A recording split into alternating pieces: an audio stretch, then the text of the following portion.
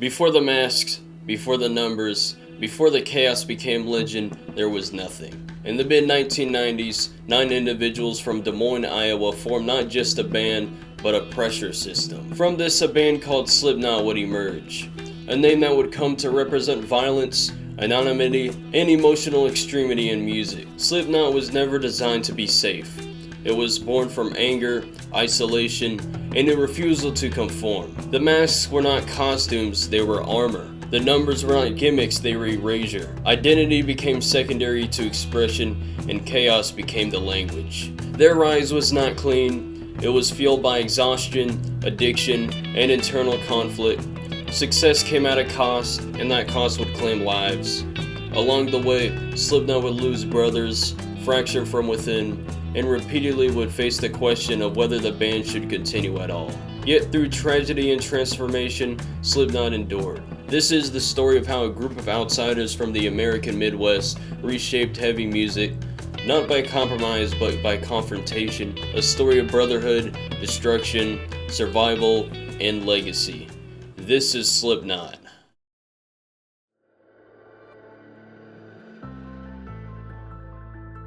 Slipknot did not emerge from a thriving music scene. Des Moines, Iowa, in the mid-1990s, offered limited infrastructure for extreme music. There was little industry presence, few touring bands passing through, and virtually no roadmap for national success. What did exist was isolation, and that isolation became a catalyst. The members who would form Slipknot were immersed in death metal, grindcore, industrial, punk, and alternative metal.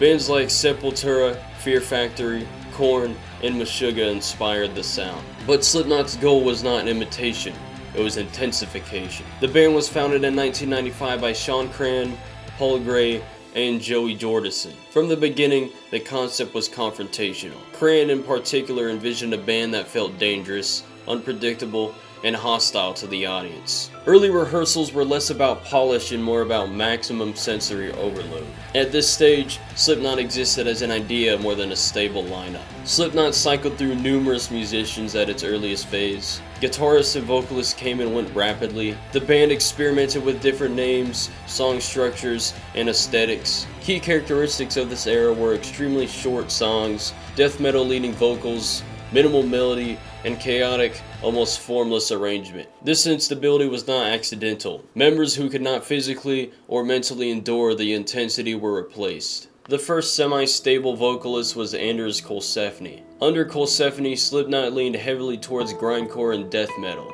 Vocals were raw, abrasive, and largely monotone, and songs were more violent than structured. During this period, Slipknot began developing visual identity. They began using masks which were often crude and uncomfortable. They adopted the numbering system, stripping names from public identity, and had an emphasis on anonymity and dehumanization. The band was intentionally alienating itself from traditional metal norms. Slipknot released multiple demons locally, culminating in Mate, Feed, Kill, Repeat in 1996. Key aspects of this release were Andy Kolsefny on vocals, the included experimental elements like funk bass lines and jazz-influenced drumming, and songs such as Slipknot and Gently later being reworked. Despite its flaws, the record proved Slipknot's ambition and willingness to experiment beyond genre boundaries. The most pivotal movement of Slipknot's early history was the recruitment of Corey Taylor, who was previously a part of a band called Stone Sour.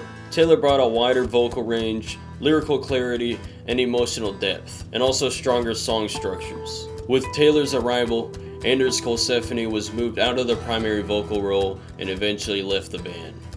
This transition marked the moment Slipknot became viable beyond the underground. By 1998, Slipknot's core lineup solidified into what would become the classic 9-member configuration, including dual percussion, turntables, sampling, 3 guitarists, bass, drums, and lead vocals. This was not for show. Each additional member was intended to increase sonic density and visual chaos. The band refined its live shows into ritualistic assaults such as self-harm on stage, destruction of equipment, and unpredictable audience engagement. Slipknot was no longer just a band, it was an experience. Slipknot's reputation spread beyond Iowa through relentless touring and word of mouth. Demo tapes reached industry insiders, eventually catching the attention of producer Ross Robinson, known for his work with Korn and Sepultura. Robinson recognized Slipknot's potential and pushed the band to emotionally break themselves open, not just perform. Slipknot signed with Roadrunner Records, setting the stage for their official debut. Recording sessions for the debut album, Slipknot, were intense and confrontational. Key elements of the sessions were emotional manipulation used to extract performances, members isolated and pushed to exhaustion, and raw aggression prioritized over technical perfection. Songs such as Wait and Bleed, Spit It Out, and Surfacing were rewritten, tightened, and weaponized. The chaos that defined Slipknot Live was deliberately captured on tape. By the end of recording sessions, Slipknot had transformed from a local Iowa experiment into a global threat. The masks, numbers, and sound were fully realized, and the band stood on the edge of mainstream exposure without softening their identity. The debut album was not the beginning of Slipknot, it was detonation.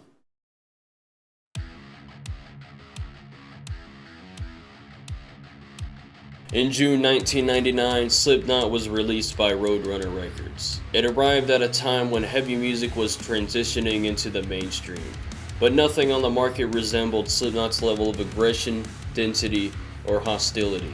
The album immediately stood out for several reasons. First off, there were 9 members in the band, creating overwhelming sonic pressure. It had violent, claustrophobic production as well. Lyrics focused on alienation, rage, and self-loathing, and visual anonymity through masks and numbers. This was not a gradual introduction.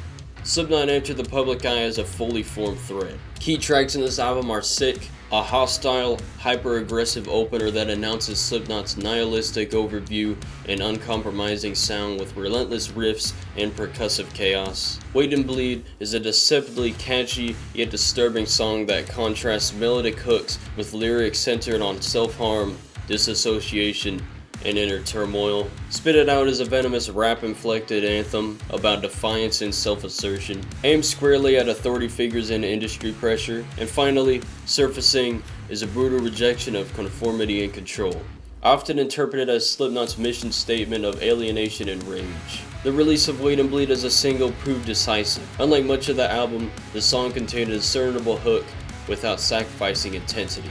It received significant radio airplay, MTV rotation, and a Grammy nomination. For Slipknot, this was a double-edged sword.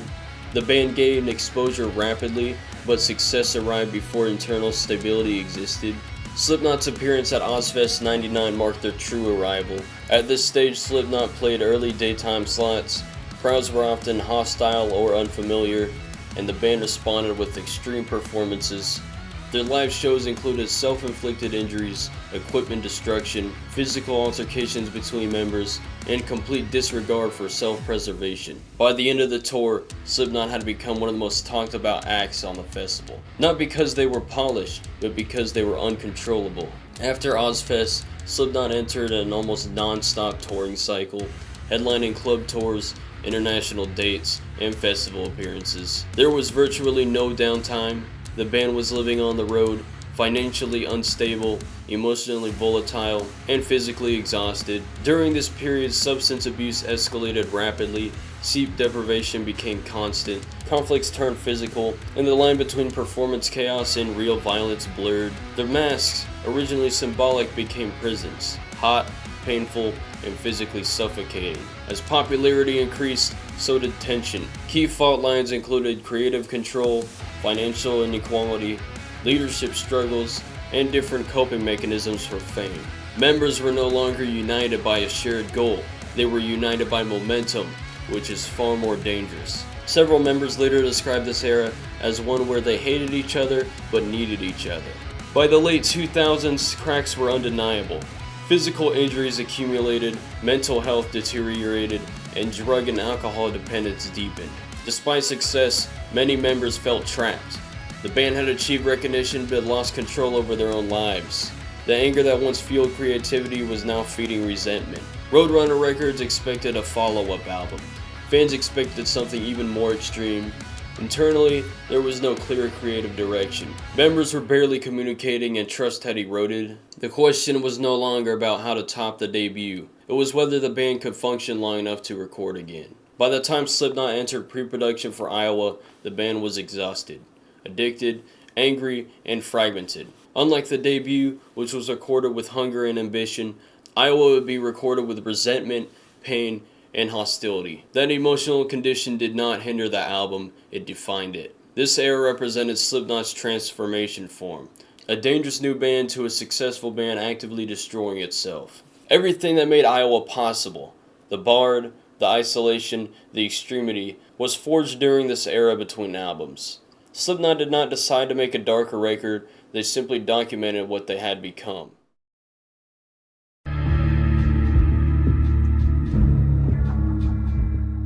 By the time Slipknot reconvened to write and record Iowa, the band was no longer unified by ambition. The non-stop touring after the debut album had produced severe substance abuse across multiple members. Physical exhaustion and untreated injuries, financial stress despite rising fame, and a breakdown of trust and communication. Several members later stated they were barely speaking outside of rehearsals. The anger that once fueled performances turned inward. Slipknot entered the studio not as collaborators, but as 9 individuals occupying the same space. The album was recorded at Sound City Studios in Los Angeles, with producer Ross Robinson returning after the debut. In this environment, members were deliberately isolated, emotional confrontation was encouraged, comfort was removed entirely, and performances were captured at psychological breaking points. Robinson pushed the band to access real rage rather than perform it. This approach exacerbated existing tensions rather than resolving them. Some notable recording incidents were Corey Taylor recording vocals while heavily intoxicated and emotionally unstable, Joey Jordison tracked drums under extreme pressure, delivering some of the most aggressive performances of his career, and Paul Gray descended further into addiction, even as he remained central to songwriting. The title track Iowa was recorded with Taylor naked in a pitch-black vocal booth, vomiting between takes, an act that was not theatrical but self-destructive. This was not a healthy creative environment, it was documentation of a collapse. Key tracks in this album were People Equal, a ferocious eruption of misanthropy that captures total emotional chaos and rage, setting the album's bleak and violent tone. Disaster Piece is a sadistic, unhinged assault that reflects psychological decay, self-loathing, and hostility towards both self and others. Left Behind is a rare moment of structure and melody that channels abandonment, trauma, and emotional isolation without sacrificing heaviness. And lastly, the Heretic Anthem is a confrontational manifesto rejecting control and societal expectations through pure aggression and nihilism. Upon release, Iowa was heavier, darker, and more abrasive than anything Slipknot had done before. It was longer, with more punishing songs. It had minimal radio-friendly structure and a lyrical fixation on hatred, decay, and violence. Commercially and critically, the album succeeded. Artistically, it cemented Slipknot's reputation as one of the most uncompromising acts in modern metal. Internally, however, it changed nothing for the better. Touring behind Iowa escalated everything that was already wrong. Shows became even more violent and chaotic. Self-harm and injuries increased. Band members frequently fought off stage, and substance abuse became normalized. Slipknot's live identity now matched the album's hostility, but the cost was severe.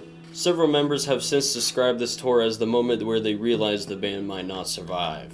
Then came the unthinkable, the events of 9/11. The Iowa era coincided with the September 11 attacks, which disrupted touring schedules and altered public sentiment towards aggressive imagery. While not directly responsible for Slipknot's internal issues, the events of 9/11 complicated touring logistics, heightened scrutiny of violent art, and deepened the overall sense of dread surrounding the era. The timing amplified the album's bleakness and isolation.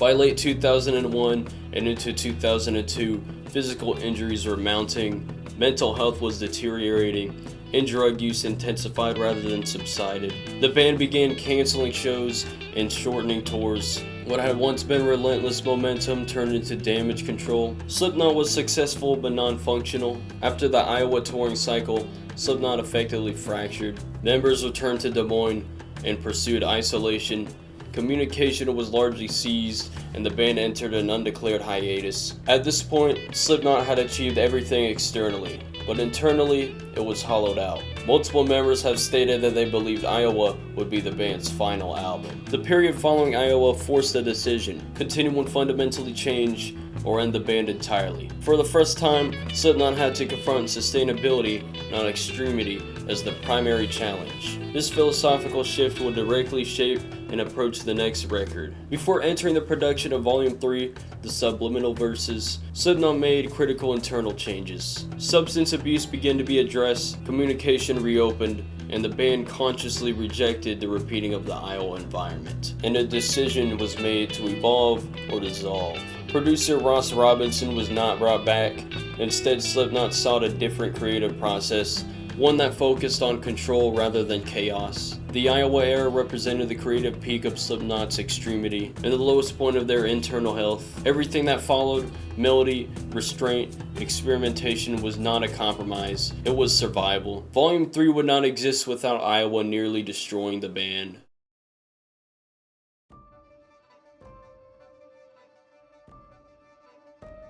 When the Iowa cycle ended, Slipknot was effectively broken. Members returned home with minimal communication. Several believed the band was finished.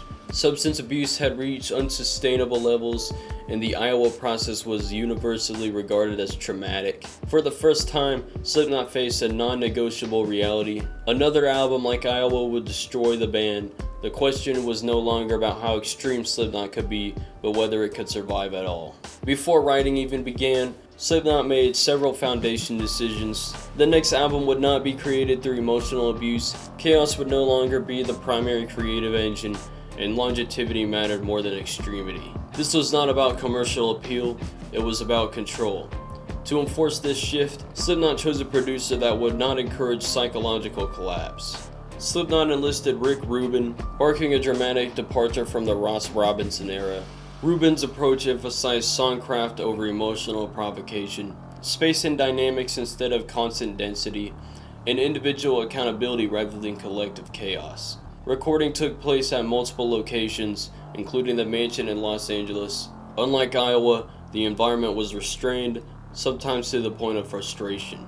Producers of Volume 3, The Subliminal Verses, revealed a band learning how to function again. Some creative characteristics included a greater emphasis on melody and structure, clean vocals used intentionally, not sparingly, and songs built around contrast rather than non-stop aggression. Corey Taylor notably recorded his vocals sober for the first time in the band's history, an intentional rejection of the Iowa methodology. While healthier, the process was not peaceful. Some members felt the band was losing its edge, others welcomed the discipline, and Rubin's minimal guidance frustrated musicians accustomed to the chaos. Volume 3, The Subliminal Verses, was not born from unity, it was born from compromise. Key tracks in this album were tracks such as Duality, a controlled explosion of internal conflict that channels self-hatred and emotional repression through one of the band's most anthemic structures. Before I Forget is a sharp, hook-driven attack on hypocrisy and manipulation that helped bring Slipknot into broader mainstream visibility. Vermilion is a disturbing psychological portrait of obsession and emotional instability, emphasizing atmospheric and narrative over sheer aggression. And lastly, The Blister Exists is a percussive, militaristic statement of defiance and endurance that reinforces the band's identity through rhythm and discipline. Upon release, Volume 3 marked a clear stylistic shift. Key outcomes were strong commercial performances that expanded mainstream reach and increased radio and television presence. The single Before I Forget became a defining moment, eventually winning a Grammy Award, Slipknot's first. And for the first time, Slipknot was not recognized only for brutality, but for songwriting. Touring during this era differed fundamentally. Live shows would evolve. They remained intense, but this time more controlled. On-stage harm was reduced, and there was an increased focus on musical precision. The band began functioning as professionals rather than survivors. Masks would also evolve dramatically, reflecting personal identities. Some members removed the numbers from public branding, and the concept of anonymity softened. This visual evolution symbolized a deeper change. Slipknot was no longer hiding behind chaos. Externally, the band appeared stable and successful, but internal fractures remained. Creative disagreements intensified. questions of leadership resurfaced, and touring exhaustion returned but in a different form. While substance abuse was reduced for some, it was not eliminated. Slipknot had learned to function, but not to resolve conflict. During downtime, members pursued solo and side projects. Time away reduced immediate tension, and emotional distance between members increased. What had once been an inseparable collective was becoming 9 parallel lives, and this distance would have consequences. By the end of the touring cycle, Slipknot was financially and commercially stronger than ever, but creatively divided and emotionally disconnected. The band had proven it could survive without chaos, but it had not yet learned how to reunify creatively. This unresolved tension set the stage for the next record. As Slipknot prepared to write All Hope Is Gone, several defining factors emerged. Members began writing separately, not collectively. Communication narrowed to necessity, and personal identities outweighed group cohesion. Unlike Volume 3, which was about survival, the next album would reflect fragmentation. Slipknot did not enter All Hope Is Gone unified. They entered it successful, but divided. The Volume 3 era saved Slipknot's life, but it also changed the band permanently. From this point forward, chaos was no longer the glue. Brotherhood was no longer automatic, and survival became with distance. That distance would define everything that followed.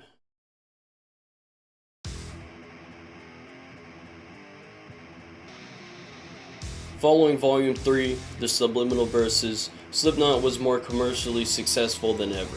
Mainstream recognition and awards solidified the band's prominence. Touring fatigue and internal tension persisted, and individual members had developed side projects, creating emotional and creative distance. The challenge going into the next album was maintaining relevance without fracturing the band entirely. Slipknot began work on All Hope Is Gone in 2007, with production handled by Dave Fortman, who was known for work with Evanescence and Mudvayne. The creative process in this album consisted of separate songwriting, with many members writing independently rather than collaboratively. It was heavier than Volume 3, but more accessible than Iowa. Songs blended brutality with groove and occasional melody. Corey Taylor in this album delivered both harsh screams and clean vocals, with more structure than ever before. Lyrical themes consisted of anger, betrayal, societal frustration, and mortality domination. Electronic textures and percussion layers enhanced sonic depth without overwhelming the listener. Unlike the Iowa sessions, production was disciplined and technically precise, but emotional intensity remained. The band struggled to balance intensity and cohesion. Key tracks in this album were tracks such as Psychosocial, a groove-driven anthemic critique of societal decay and manipulation that balances accessibility with underlying hostility. There's also Sulfur, a volatile mix of melody and menace that explores self-destruction, inner demons, and emotional instability. Dead Memories is a dark, introspective track centered on loss, regret, and psychological distance, showing the band's more restrained side. And finally, All Hope Is Gone is a thrash-leaning outburst of political anger and cynicism that channels chaos, corruption, and societal collapse. All Hope Is Gone debuted at number 1 on the Billboard 200, marking Slipknot's first chart-topping album. Singles like Psychosocial and Dead Memories received significant radio and video play, and critical reception praised the band's ability to evolve while retaining aggression. Commercially, this was the highest point of Slipknot's career, but success masked underlying instability. Slipknot's touring cycle was extensive and highly visible during this era. Some key tours were Mayhem Festival, taking place 2008 through 2009. Slipknot would headline the major US metal festival. Live shows are made intense but better controlled than the Iowa era. They were even touring internationally, with their Europe, Australia, and South America tours expanding their global audience. Performance characteristics of this era included stage theatrics and mask evolution reinforcing their identity. Self-harm was less frequent, but aggression remained central to performance. And growing professionalism highlighted the tension between chaos for art and chaos for survival. Despite outward stability, the touring schedule was grueling and contributed to continued burnout. Side projects such as Stone Sour, Dirty Little Rabbits, etc. offered relief but fractured cohesion, and personality clashes persisted behind the scenes, though not publicly visible. Things already looked bad for the band, but things would only worsen when Paul Gray, the bassist and co-founder, was found dead due to an accidental overdose. His death was a shattering moment for the band. Touring schedules were suspended, and the future of Slipknot was uncertain. The emotional toll highlighted the fragile nature of the group despite external success. The event became a defining inflection point, not only emotionally but creatively. Immediately after the death of Paul Gray, the band entered an indefinite hiatus. Remaining members of the band considered whether the band could or should continue. Donnie Steele briefly filled in for live performances, but permanent replacement was not decided. The hiatus allowed for reflection. Slipknot had reached the pinnacle of commercial success, but was teetering on the edge of collapse. When the band reconvened to plan their next release, Paul Gray's death was central to songwriting and theme. The band sought to honor their past while redefining their identity. Internal fractures remained, but the hiatus provided time to regroup, and new members would eventually be integrated into the band, shifting the dynamic permanently. The stage was set for Point 5, The Gray Chapter, an album born from grief, reflection, and a need for renewal.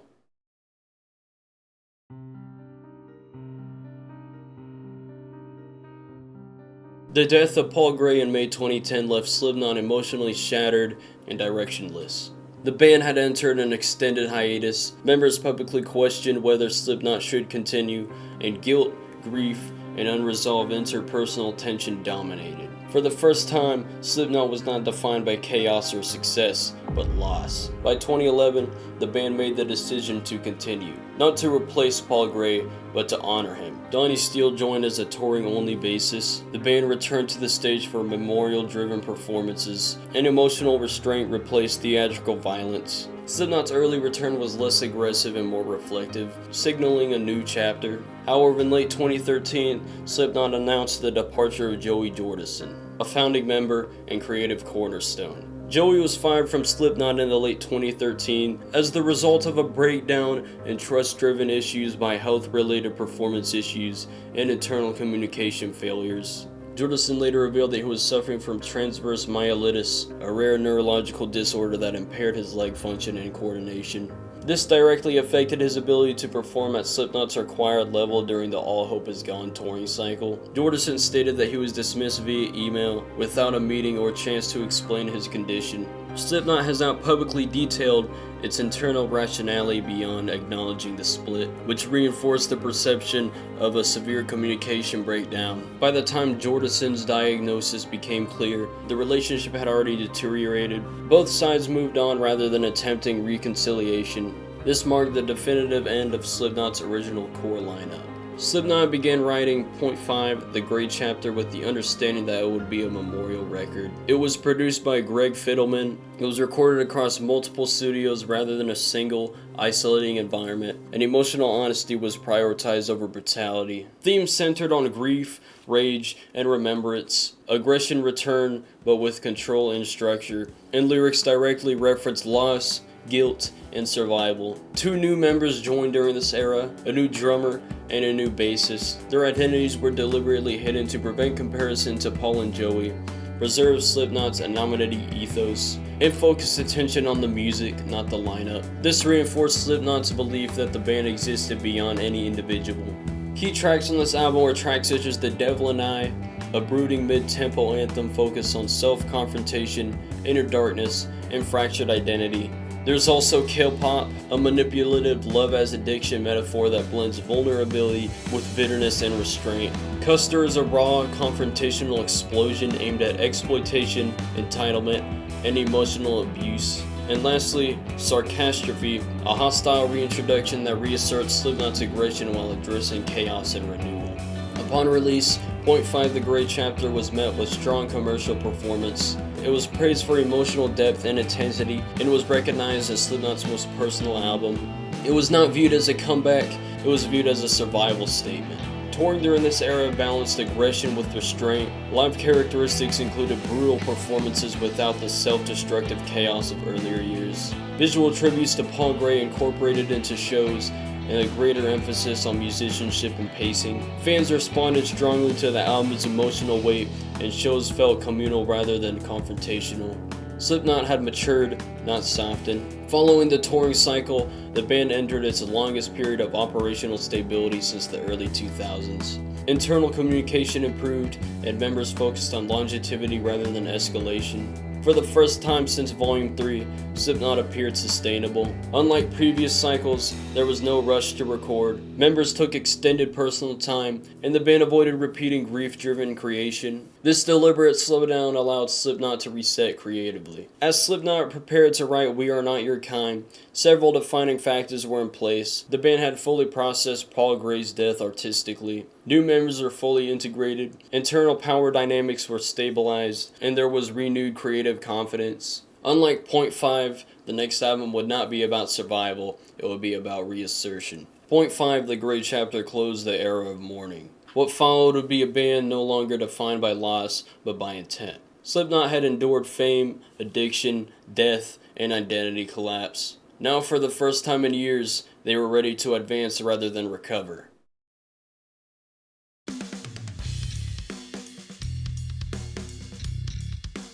By the end of the Point 5 touring cycle, Slipknot had reached a level of internal stability they had not seen since the early 2000s. Grief over Paul Gray had been artistically processed, new members are fully integrated, communication and structure had improved, and there was no urgency to prove survival for the first time in years. Slipknot was not reacting to trauma, they were planning proactively. Rather than attempting to repeat past successes, Slipknot approached the new album with a specific mandate. No obligation to sound like Iowa, no pressure to outdo Point 5 emotionally, and no concern for radio and accessibility. The goal was identity assertion, to remind listeners that Slipknot only answers to itself. This mindset directly shaped the writing of We Are Not Your Kind. The album was produced by Greg Fidelman, returning from Point 5. It was recorded across multiple studios with a flexible, controlled workflow. It had emphasis on clarity, atmosphere, and dynamics. Unlike Iowa, chaos was no longer a tool. Unlike Volume 3, restraint was no longer defensive. Creative characteristics of this album included experimental interludes and ambient soundtracks, sudden shifts between melody and brutality, and deliberate pacing across the album's runtime. Corey Taylor had also delivered some of the most varied performances. There were harsh vocals with renewed venom, clean passages used surgically rather than prominently, and lyrics focused on alienation, defiance, and erosion of trust. The album was designed as a full-body experience, not a collection of singles. Key tracks in this album were tracks such as Unsainted, a defiant choir-driven anthem rejecting manipulation, false authority, and imposed identity. Nero Forte is a venomous rhythm-heavy track confronting toxic relationships and emotional betrayal. Solway Firth is a cathartic closing assault that channels isolation, resentment, and emotional burnout into unfiltered rage. And lastly, Birth of a Cruel is a slow burnout descent into paranoia and self-realization driven by tension and atmosphere. Upon release, the album debuted at number 1 on the Billboard 200. Critics praised its cohesion and ambition, and fans regarded it as Slipknot's strongest modern-era album. Songs such as Unsainted and Nero Forte became instant staples, signaling that Slipknot had not only survived, but reclaimed authority. Touring behind the album demonstrated a fully evolved Slipknot. There was precision without loss of aggression, visuals emphasized ritual rather than chaos, and controlled violence rather than self-destruction. The band appeared confident, not volatile. Knotfest would expand globally. Slipknot would headline multiple major festival slots, and arena-level production became standard. Slipknot was no longer proving danger, they were commanding space. The global COVID-19 pandemic, however, would halt touring abruptly in early 2020. This caused many tours and festivals to be canceled. It would force downtime for writing and reflection, and disrupt long-term momentum. For Slipknot, this was the first involuntary pause in years. The pandemic created a different kind of pressure. Isolation replaced exhaustion, reflection replaced adrenaline, and creative output became introspective rather than confrontational. Members began writing independently again, but with less hostility than the All Hope Is Gone era. This period laid the groundwork for their next album. While the band appeared stable publicly, internal disagreements persisted, long-standing philosophical differences resurfaced, and communication became more compartmentalized. However, unlike earlier years, conflict was managed rather than explosive. Unfortunately, July 2021, Joey Jordison would pass away. This would impact fans and band members deeply. There would be renewed reflection on Slipknot's origins and reinforce that the original era had fully passed. Though Jordison was no longer in the band, his death marked a symbolic closing of a foundational chapter. As Slipknot prepared to record the end so far, several defining factors converged. There was creative confidence from We Are Not Your Kind, lingering emotional weight from Jordison's death, frustration with industry constraints, and knowledge that their contract with Roadrunner Records was ending. This next album would not be about reclaiming power, it would be about closure. We Are Not Your Kind marked the moment Slipknot proved they were still artistically relevant. They were no longer defined by loss, and they could evolve without compromise. What followed would be shaped by less rage and more finality, reflection, and separation. That emotional pivot defines everything about the end so far.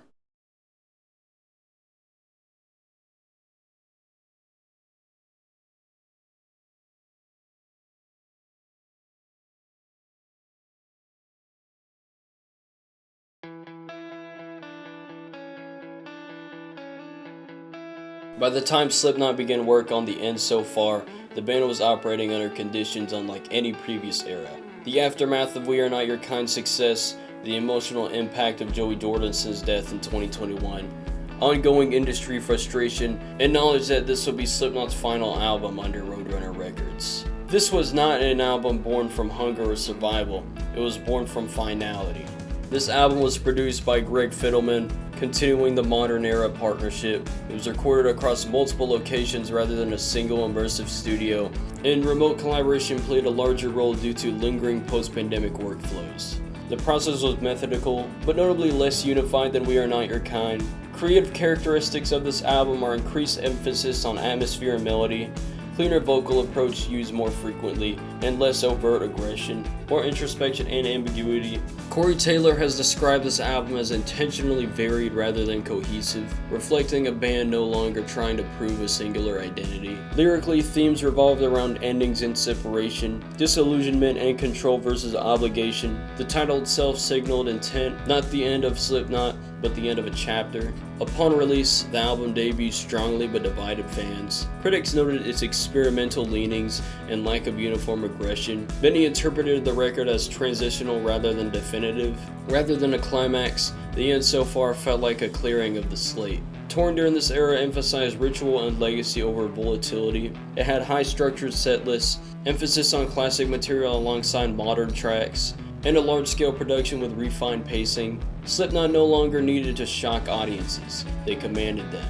Knotfest expanded globally as a self-contained brand. 25th anniversary celebrations of the 1999 debut became a focal point, and classic imagery, masks, and early aesthetics returned. This era leaned into historical awareness, acknowledging Slipknot's longevity without becoming nostalgic. In mid-2023, sampler/keyboardist Craig Jones departed the band. This was significant because one of the longest-serving members exited quietly. No detailed explanation was provided. This reinforced the sense of structural change. This departure underscored that Slipknot was becoming fluid rather than fixed. Later in 2023, drummer Jay Weinberg was removed from the lineup. This sparked intense fan debate, highlighted internal decision-making shifts, and marked the end of another post-Paul Gray era. Slipknot's rhythm section, once its most stable element, was now fully transformed. With the Roadrunner Records contract fulfilled, Slipknot gained full control over future releases, creative and business autonomy increased, and the band entered uncharted territory after nearly 25 years with the same label. This independence is one of the most consequential developments in the band's history. In the End So Far era, Slipknot is less unified in presentation, but more autonomous, less aggressive by necessity, more deliberate by choice, and operating as a long-term institution rather than a volatile collective. The band had not shifted from brotherhood to continuity. This era represents the closing of Slipknot's original industry chapter, the dissolution of long-held lineup assumptions, and a redefinition of what Slipknot is allowed to be. The End So Far is not a finale, it is a line drawn between what Slipknot was, and what it is willing to become next.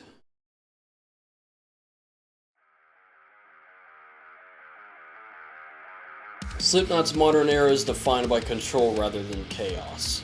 Where earlier incarnations of Slipknot were fueled by rage, addiction, self-destruction, and survival, modern Slipknot operates on precision, authority, intentional restraint, and legacy awareness. This is not a softened version of the band, it is a disciplined one.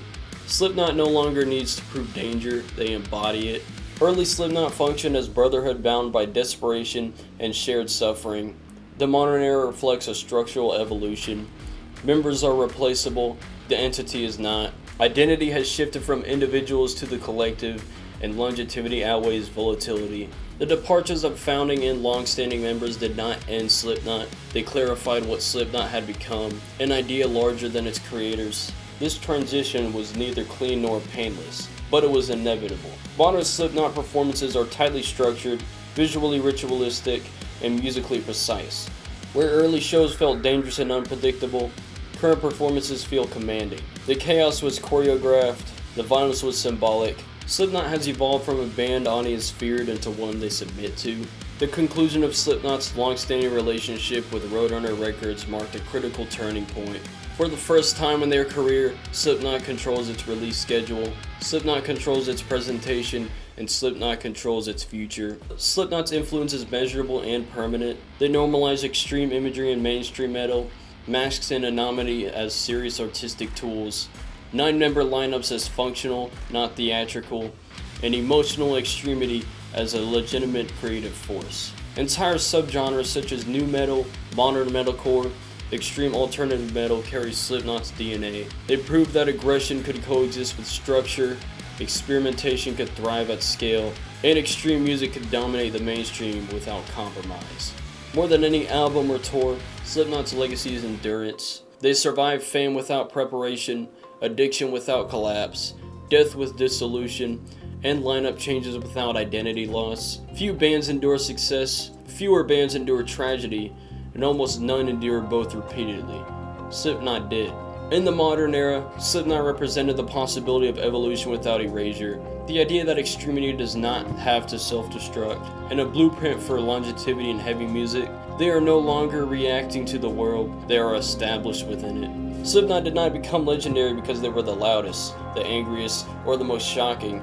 They became legendary because they refused to disappear, no matter the cost. From 9 unknown outsiders in Iowa to one of the most influential metal acts in history, Slipknot's story is not one of constant chaos. It is one of adaptation, survival, and control. Slipknot is no longer just a band, it is a permanent force in heavy music. That is not what you fucking